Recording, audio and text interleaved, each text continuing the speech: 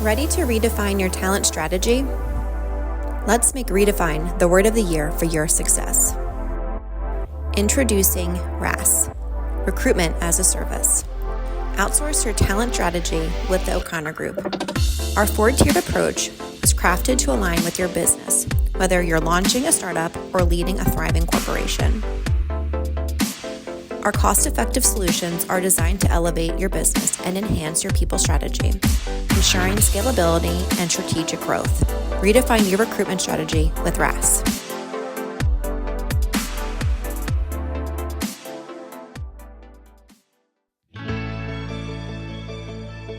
So today's episode is a dear friend of mine, Bev Weinberg.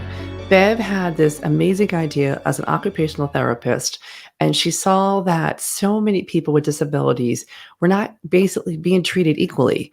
And so she decided to do something. And as all great entrepreneurs do, they make it happen. So she started Integrate for Good. You're going to hear her story. You're going to see how positive she is and the impact that she is making. She really is a true source of joy and inspiration. But I'm telling you, you're going to see a lot of Bev Weinberg because she's out to change the world and have people understand, even if you have a disability, it doesn't mean that you can't do a job. It doesn't mean that you can't hold a work. It doesn't mean that you can't be superior in what you do. And so she's trying to break that mold. So listen, stay tuned, and enjoy the show. And hello, how is everybody doing out there? I am Marcia O'Connor. I'm going to be your host today for Shadow Her. As you know, Shadow Her is a nonprofit that we started actually in 2023, where we help women entrepreneurs and their operations. And we have wonderful guests like today's amazing guest on our show to talk about their journey. And with that, I'm going to move it right into Dr. Bev Weinberg, who is the CEO and founder of Integrate for Good. Welcome aboard, Bev. Oh, Marcia, thanks for having me. I love Shadow Her, and I am so excited to be with you today. Well, what she's not telling you out there is that she was part of our first cohort, and now we're going on to our third cohort. So it's pretty amazing of how quick this all flies by. But definitely, we would not be here without a tribe behind us. But Bev, I remember you were talking about, just your stories of how you gotten started. And I think it's really impactful for the audience today to hear, how did you get started? You really started this by yourself, and here you are, and now you have office space, and you are manifesting everything that you are putting out there in the universe. So how did you get started? Yeah, $1 million question, right? So Oh, yeah. I'm an occupational therapist by training. I'm a clinician. I've spent the past almost 35 years now, it's hard to believe, in the disability arena. Ever since I was a teenager, I've worked in this space. And I guess it was probably about 10 years ago, I was sitting in a meeting for a student with a disability, 20 years old, ton of talent, lots of a bright future ahead of him. And I realized that what was being offered to him were very limited opportunities for not a bright future. And I started to really think about that. And I said, we have so much talent in the disability community, and a lot of these students are graduating high school to loneliness, to social isolation. 80% of people who live with autism alone who want to work are unemployed, for example. Wow. And I said, someone should be doing something about that. So here I was in my kind of stable school-based, school district job. And I started looking for a nonprofit organization that I could refer families to.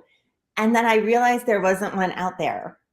And I said, well, I think I need to create that. It's a void that needs to be filled. And if it's not being filled, maybe that's what I'm supposed to be doing. So January 1st, 2019, I sat actually at this kitchen table where I am now, and I incorporated Integrate for Good. I filed the paperwork. So we're in year 6. Woo! Yes. Congratulations. But why do you think that is? Like, obviously, when you started it and you saw this as an OT, why did that even happen? Like, why does our society even allow that to happen?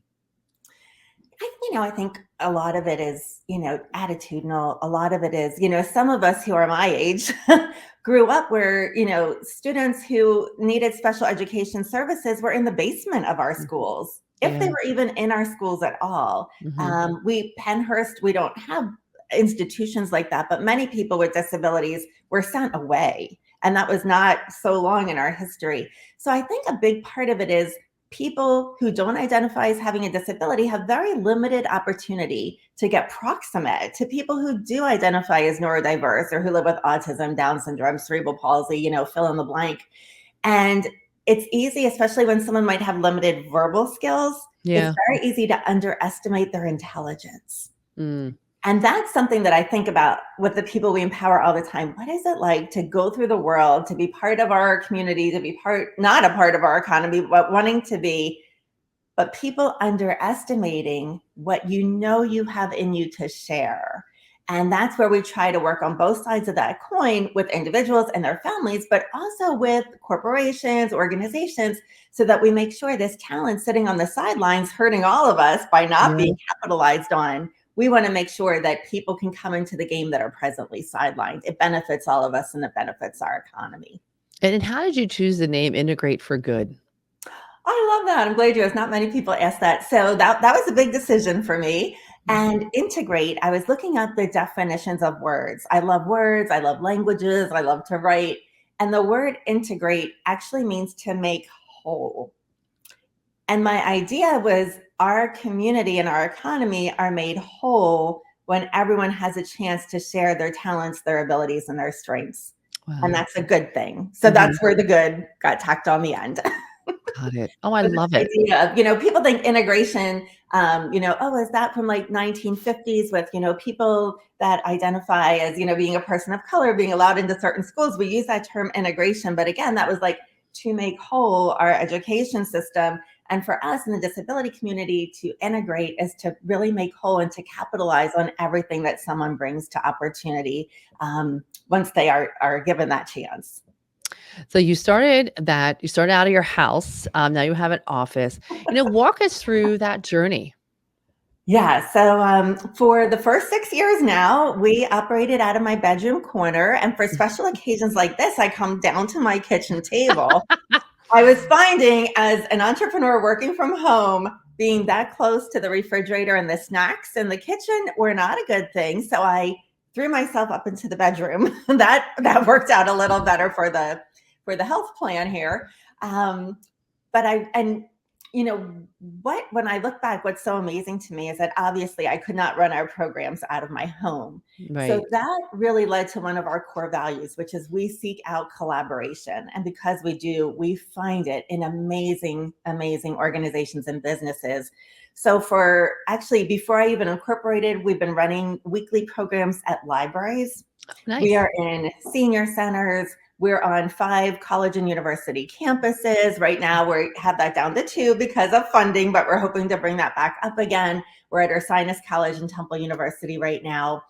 And because we can collaborate and let people know what we're doing, they want to be a part of it. And they say, we can provide that space to you. So I've been able to run our programs because corporations, libraries, all those different kinds of places said, we'll give you the space. Right. And then we realized that we want to serve more people. We're growing, we want to increase our capacity. We really need a home base. Our mailing address is in Creamery, and people say, oh, I'll meet you at your Creamery location. I'm like, that's this big. It's our post office box. I'm like, they don't even have chairs there. It's a very, very small post office that's been great for us. But now having our own space is game changing. Just game changing. And that has come around because of support from Montgomery County, Pennsylvania, and support from local businesses. Our landlord has done tremendous work with construction for us. We have interior decorators saying, let me do your digital design. Real estate agents that help us find the space. People who are downsizing their physical businesses saying, I have beautiful, almost new furniture. Wow. And with our remote employees, we would love to know it's going to your mission. And because we have saved money in those ways, we can empower more people in our programs. So that whole journey is because of the people that have rallied around us. We work hard. Our team and our board are amazing, but we could never do it without our village. So I always share that gratitude for the people who say, you know what, we agree with you. Disability inclusion matters. And here's how we can help in our own way. And that's why we're here 6 years later, honestly, is because of support. And how many employees are you up to now? Oh my gosh, it's so exciting. So that was really like one of the big milestones. I said, what would it be like when I created Integrate for Good? It was just me, year one, working pro Mm-hmm. bono. Year two, I brought on Nick Welsh, our director of technology, who lives with autism. And because of that, he is insanely brilliant. And it was just me and Nick. And now we have 3 full-time staff, and we have one 30-hour-a-week finance and operations director. In Mm-hmm. the same week, I hired someone who was 22 and 61. So our team is very diverse. Love I'm it. the only person, actually two now, on our team that does not identify as having a disability, but we're a very neurodiverse team, Mm-hmm. which contributes to our strength. Oh, and speaking of that, because of what you do and all, you have also a really good, I would say, podcast as well. And you actually talk us a little bit more about, your team and some of the things that they add value to, because I think it's dynamic and wonderful. Sure. So, I'll start with Nick. His neurodiversity makes him incredibly brilliant with our technology. We had a little hacking issue with our Stripe account where we process our donations. And many companies have experienced these very savvy hackers, unfortunately. And because of Nick's autism, he saw a change in pattern on the back end of how we Wow. process things. He caught it so quickly that the hackers did not escape with any money. Wow. And when we talked to Stripe, they said, "We've never seen fraud caught so quickly." And I said, "Do you hire people with autism?" "I do. And I encourage you to do this, especially in your industry, Yes. because seeing those changes in pattern, invoices that were not sent by us, that should not have been sent by anyone, he sees that that's a difference and it's very Yeah. clear to him. Yeah. So there's Nick. We just hired a brand new program director. She moved here from Ohio to work Wow. for Integrate for Good, brand new to Pennsylvania. And Erin lives with a physical disability. And she is very involved, and she's a young woman, very involved in empowering other people to know that you can have this disability. You can still achieve everything you set out for Nice. yourself. We've had a doctoral intern with us who was born with a congenital amputation. With one arm, she typed faster than I do. And it was just amazing to me. So when you hire people that live with disabilities, they are your creative problem solvers because they're navigating a world not designed for them. Yeah. And they bring that creative thinking and attitude to all the work that they do. And it's a huge asset to companies. If you want to have people that think differently, that push hard, we have so many statistics around the benefit of hiring people who live with disabilities. Happy to, of course, share resources for that. But yeah, my team we just hired, as I said, someone to do finance and operations. We Mm-hmm. have someone who does our marketing and our community outreach. And to go from sitting at this kitchen table by myself to now having a team and payroll. And, most people think, oh, payroll is stressful. I love that we have payroll to do because that means that we have created jobs that didn't exist before Yeah. in It's a moving this big work deal. forward, Yeah. creating jobs and giving great jobs to people that get to also do what they love. And so if you had to wrap it down to the top 3 things of the mission of Integrate for Good, what would they be? So really, Integrate for Good really stands on inclusive volunteerism. We believe that all people deserve to work at or above minimum wage, Yep. disability or not. We're strong about that. But when we bring people together, we do a lot of inclusive volunteerism with corporations who say, we want to find a way to put our company values into action. So we work with companies as big as Merck and Dow, our global friends, all the way down to maybe a 5-person engineering firm. We bring our team of people who identify with and without disabilities in to run these corporate events. And through inclusive volunteerism, people in the corporate world are seeing people with disabilities lead through these programs, and that leads to other conversations. So the 3 things I would say are inclusive volunteerism, community leadership opportunities. We run a leadership incubator, which is our newest, most exciting program based out of Ursinus College. And really, I would say corporate engagement is our third because we are helping companies capitalize on talent that can improve their bottom line. So let's go into that program that you have at Ursinus. Why did you know it was needed and how is it going now? Yeah, so that, when I create these programs, I always have programs in my mind. I feel like I had like a 4-burner stove. And when things are funded, they get to come to the front burner and actually cook. Sure. For any company, right? Like funding equals capacity. So, Yep. that might be, your intellectual resources, your human resources, your financial resources. For us, being able to launch Leadership Incubator was huge.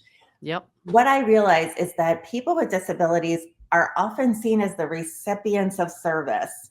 In school, we might have heard like, let's go down to the special education classroom and help those kids.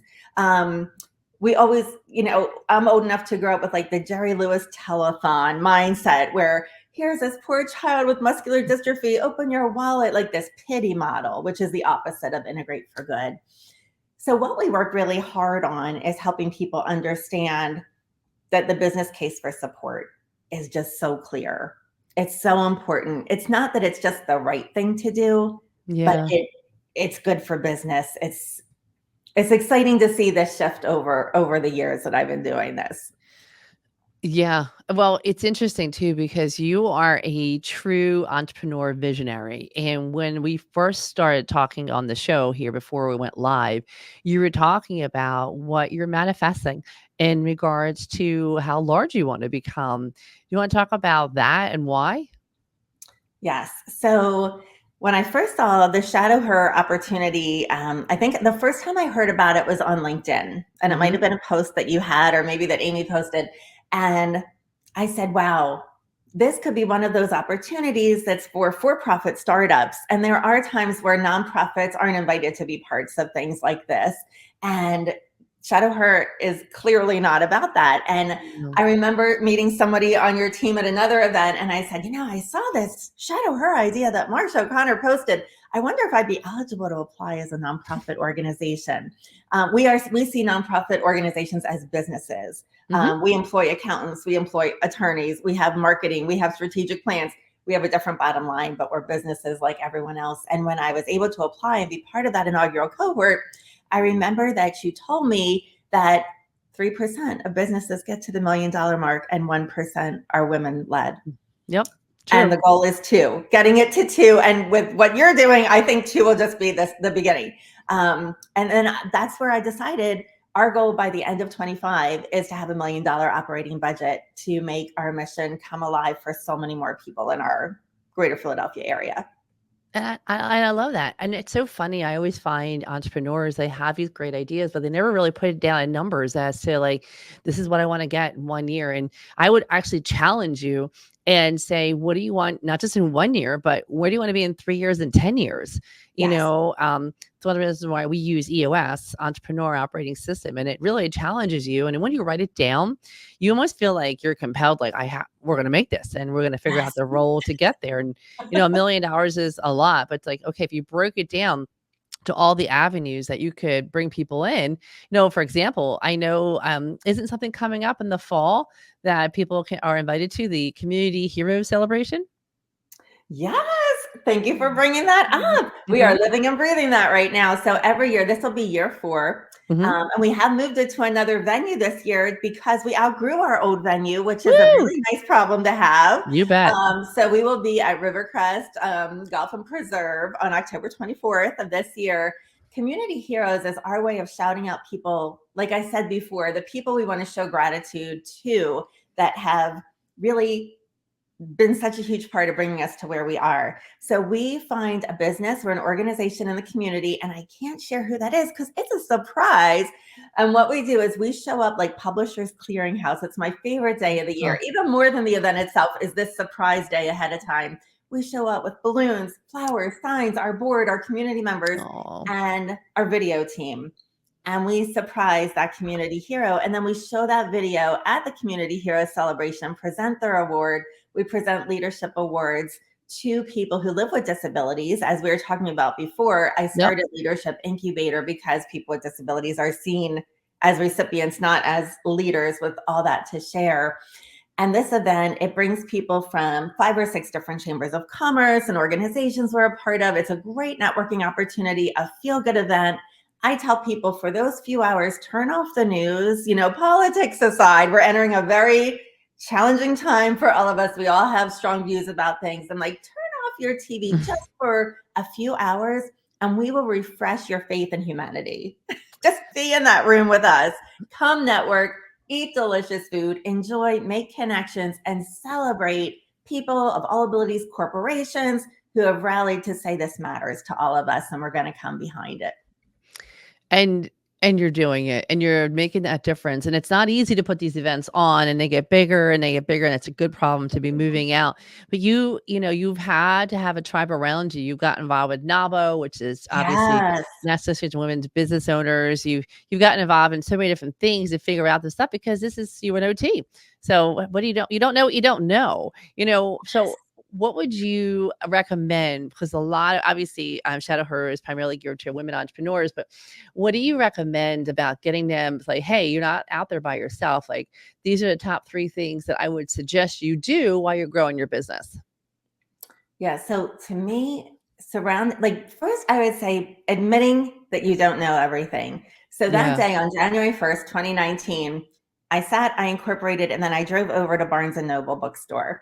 And I went into the business section and spent way too much money on any book that said entrepreneurship for dummies, nonprofit startup for idiots, the idiot's guide to QuickBooks. All because I said, I'm an OT. Like, I'm not a nonprofit management professional. Right. I'm not an accountant. I'm not an attorney. I'm not any of these things. I'm just kind of a girl with a dream.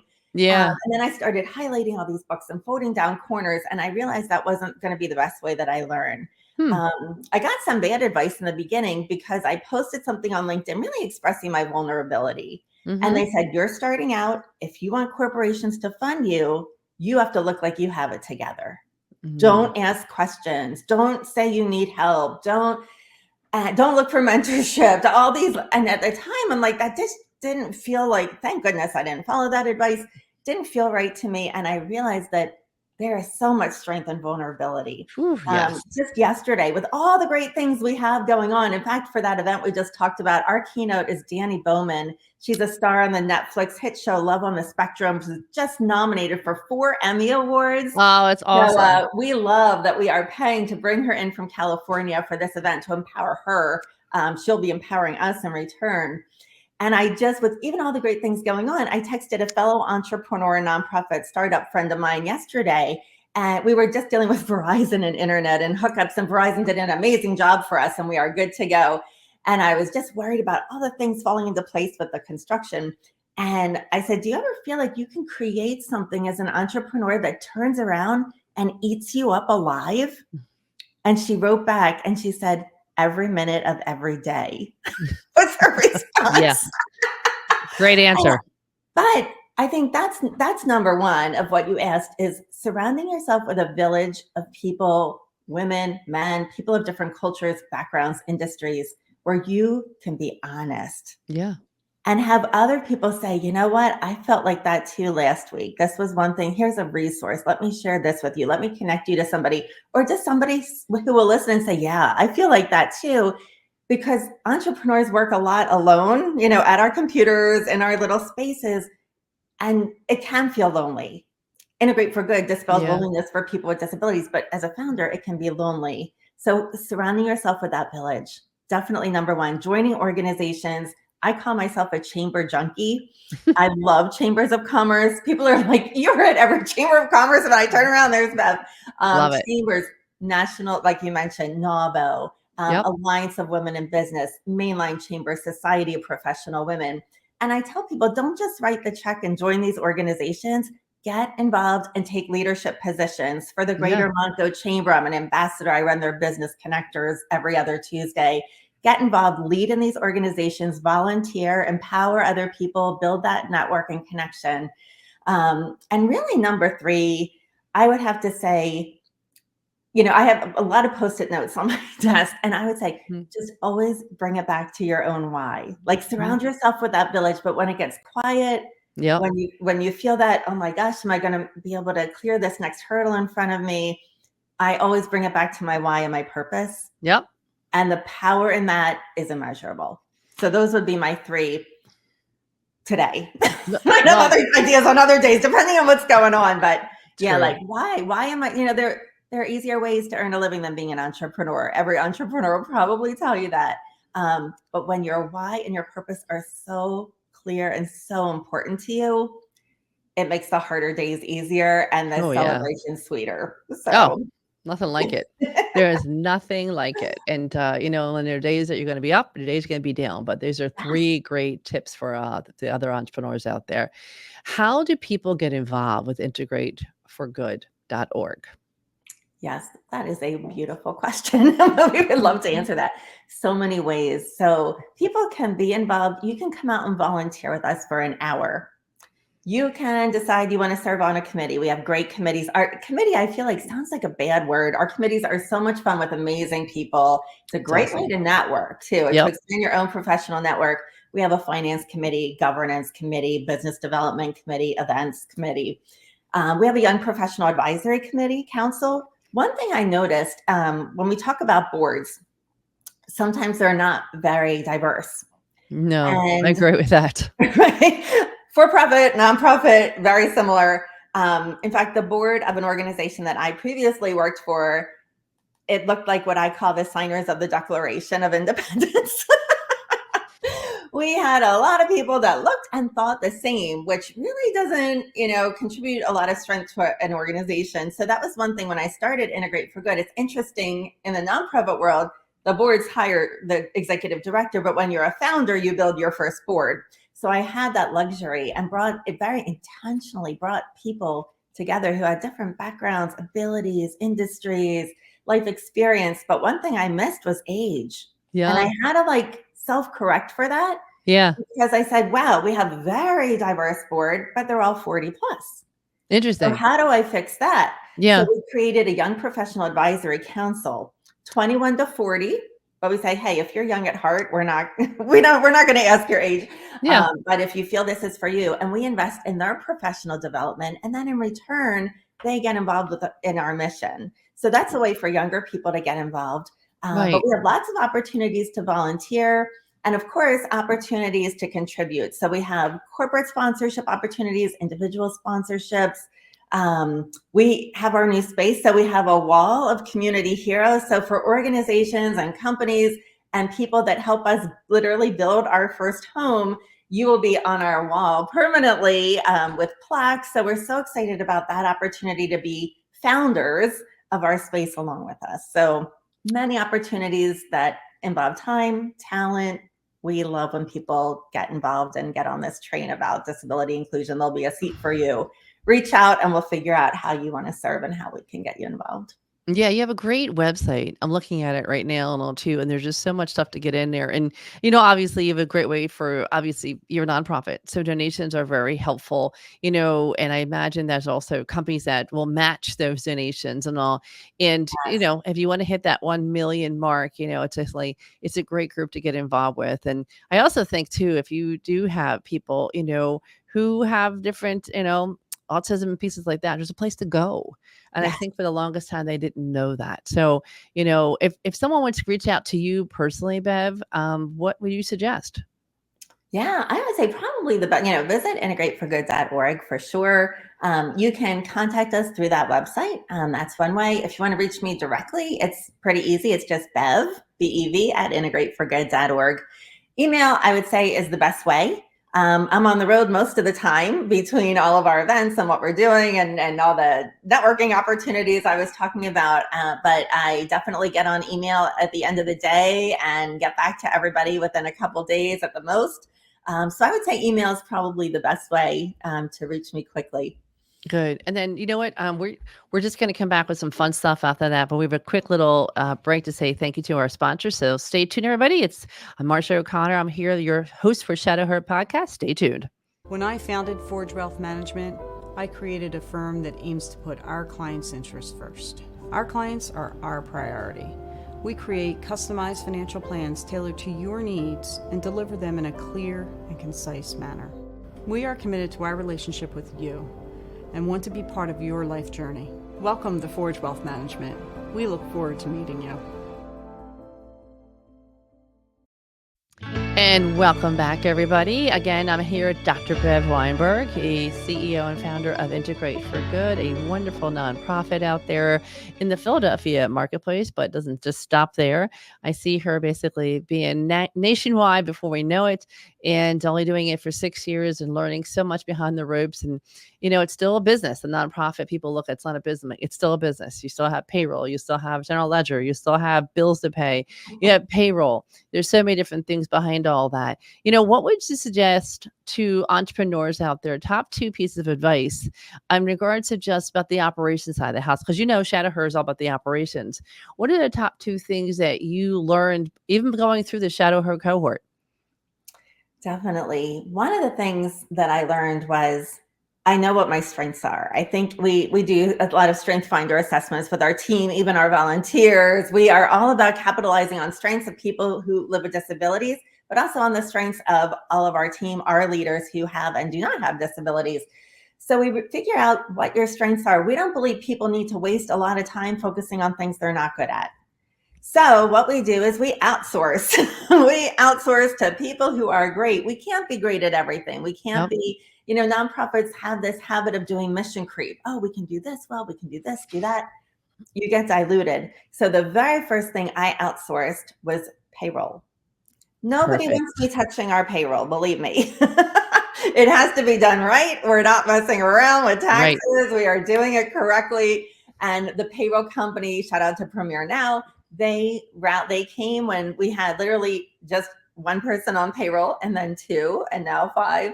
And they have been amazing. And we can, if we have a question about taxes, or, if we need to, adjust someone's pay based on an increase, that they get back to us within a day. I don't have to research it. I don't have to be an expert. We pay experts. And I feel like for any business, that is so important. We have hired marketing consultants. We are working now with a development consultant from Schultz & Williams, who is absolutely amazing. Great. So outsourcing, I believe, is huge. Realizing what you're great at, what you can do efficiently. But if there's someone that can do it better in a shorter amount of time, I think sometimes entrepreneurs are afraid of spending money in the beginning. And it's hard to be futuristic and to think, but what can I free up my time to do in my area of strength by outsourcing, fill in the blank?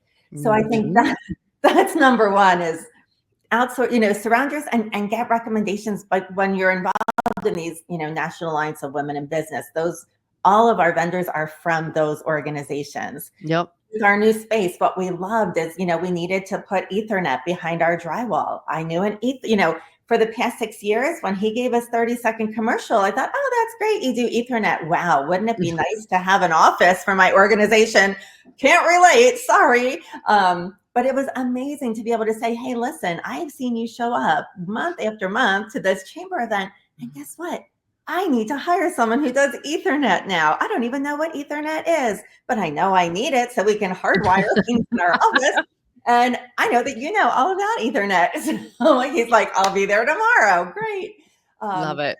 Say relationships for us, yes, we fundraise. We are a nonprofit organization, and without donations, no mission, no money, no money, no mission. We say it all the time. But I think for us, we do just as much, if not more, friend-raising. Because we want people who we can rally around. And what I love is, I had an HR question, and we're not big enough to have in-house HR, and I don't think we ever will. But I'd love that I could reach out to you and say, hey, I have this HR question. Do you know who I can talk to? And having you in my network was huge, because we're not the first person to navigate. It's the first time we're navigating it. Yeah. But, we can benefit from the expertise of people in our village that are there for us, that we have relationships with. So I was, get involved but outsource and just maintain relationships, because you never know when you might have a referral for someone. You might not need that service, but being able to give before you need anything from anyone else, just having those relationships is huge, because now we do need painters and HVAC guys and plumbers and electricians, and we love that those connections were already in our network. Yeah, it's huge. It's half the battle. It really is. All the things I have a guy for that, Or a woman. I have a woman who can do that. So it's a great toolbox. For sure. I think that's one of the things that people are so afraid, especially women. I think they're very afraid to let go and they're very afraid to spend the money because you know that this is my idea and I can't let it fail. And Yes. sometimes you just have to let that go and try it out. But trust your gut and definitely do your homework. Don't always believe everything you hear out there because Yes. everybody wants they see a new female entrepreneur. Sometimes I swear they lick their lips like a sucker and you know, you have to be really careful because you get these bills like, wait a minute, this wasn't discussed, you know, and then they're like, well, it's a female, they're not going to fight back. I mean, I've had this happen many times. And so it's interesting to see all that, but that you have to stick together and be like, be very clear about expectations, make sure it's written down, make sure you have contracts, make sure everything's signed, you know, all that kind of stuff. I know it's a lot of work to do all that, but it will protect you Yes. for sure. Yeah, because it is a lonely boat out there for sure as well. Yes. And it's Um, true. There are a lot of things that you don't know yet. And mm-mm. I was going to wait until I learned so much more. And I said, at my age, honestly, I said, I won't live to see this dream happen if I wait till, I said, I'm just going to put this plane in the air. Of course, not just like I said, I know enough to get started, Yeah. enough to know who I need to reach out to, what I need to learn, what educational opportunities I need to pursue, but learning as you go, versus if I just sat for days and days, weeks and months reading all those idiot and dummy books. I learned so much more by taking risks and learning from the things that went well and learning probably more from the things that didn't go as well as I hoped. Oh yeah. Yeah, I love failing. I do. I'm always like, Yes, well, that won't happen again. I can promise you that. But now I know right?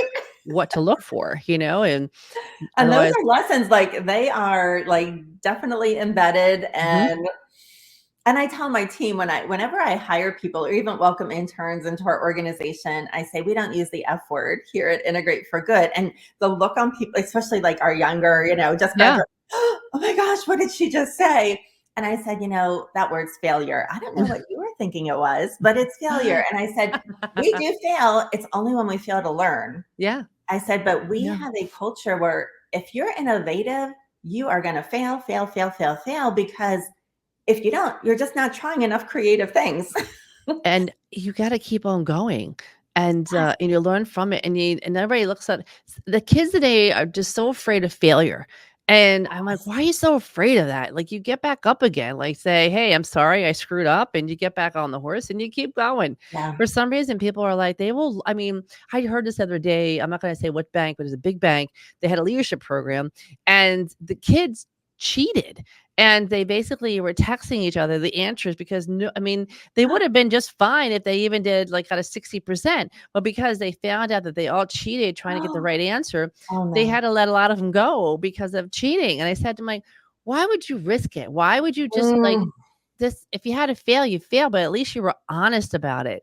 And yes, and I'm like, what is with the younger ones who just don't want to do that? To me, as an entrepreneur, no matter what age you are, be okay to fail because you'll be going to yes. fail a lot before you get where you're going to go. When people ask me about entrepreneurship, and I don't know if this is a toy that's around anymore, but I feel like I keep saying, like, back in the day, in the Right. colonial times, we had a toy. It was like a blow up. It could be like a Spider-Man or a Superman or a clown or something Right. like that. And it was this thing, it was weighted on the bottom. So, like, you would punch it Ooh. and then it would go down, but because it was weighted, it just popped back up again. Boom, back up. And I remember having this toy as a kid, and I'm like, as an entrepreneur, sometimes sometimes I stay down a little bit longer. I'm like, all right, we need a little self-care right now, Yep. but then we're going to bounce right back up again. Yep. But it's that idea that, rejection in the beginning, especially when you're a founder, I think it's your baby. Yep. You're afraid to let anyone hold it. Yep. What if they feed my baby something a little bit different than I would feed my baby? Right. And if you don't delegate, your dream is going to stay as small as you are as one Oh, person. And delegation, because I admit and if you ask anyone I live with, they'll tell you a little bit of control thing going we with me. all are, Bev, all Right. are. Right. But being able to delegate and say, you know what, that social media post might not be the color that I would have put in the background, but Right. it's beautiful. It's going to work. And someone else did it. I've been able to like replicate myself. So I have other amazing team members and increase our capacity.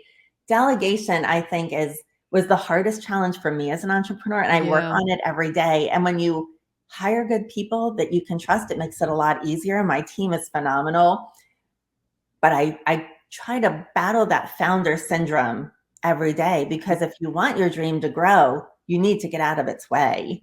You And that was do. something that was very hard for me with my nature. So And don't listen to the negativity on your shoulders, because there's a lot of it.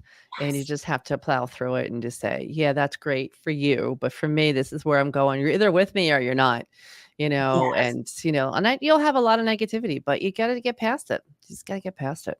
And But letting, like, kind of controlling, like, someone once expressed it in a really funny way. They said, like, we have a lot of self-talk in our minds, all of us. There's always a party going on in there. And they say, be very careful who you invite in, yeah, right. because who really deserves a voice Yeah. in what you're trying to do? And is it someone that's going to help? Like you said, this is where we're going. We'd love you to be a part of it. It might not be for you. Mhm. And we respect that. Yeah. And thank you for what you've done. But yes. And also, that person in the mirror, I say too, can sometimes be your biggest critic, even among the haters around you, right? That are like discouraging you from moving forward. Luckily, we have very few of those, but sometimes I have to get out of my own way, and say, you know what, I'm going to let myself have a day to worry about this. And tomorrow we are moving forward. One day to pout. That's what we say at Integrate for Good. You're allowed to feel anything you want to feel for a day. And then we're moving forward with, Love learning that. from that and then continuing the journey. I might just So, take that from you. The one day to pout. I like one that. day to So, pout. yes, it's a nice Because new we don't want theme. to discourage, like, real feel. Like, you No. are going to feel discouraged. You are Yeah. going to feel like, do I have the resilience to Yeah. keep doing this? Like, oh, look at this job ad I just got on LinkedIn. That looks like a lot easier way to live a life. Oh, let me look at it. I'm like, no, like, redirect to my why, to my purpose.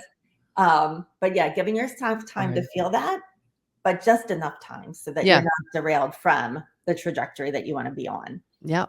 Focus, focus, focus. Absolutely. Well, I can't believe how fast time flies around here. It goes really fast when you're having fun and talking about amazing people like Dr. Bev Weinberg, who started and basically founded Integrate for Good, a wonderful nonprofit in the tri-state area outside of inside Pennsylvania. And Bev, I just want to say thank you for being on the show today for Shadow Her podcast. And you are basically an example of success, and not only being alumni of Shadow Her, being the first cohort, but just going out there and always living your dream and being that positive light. Because every time I talk to you, you are one positive ray of sunshine, and I know not every day is positive. So thank you for your time, thank you for your vision, and thank you for helping so many people. So, and people out there, listen, Shadow Her is here to help all of you, and we're entrepreneurs. We're trying to help each other out there. So we're here for you, and we look forward to seeing you to our next podcast and all. But don't forget, believe in you, because we do. Until then, take care, guys.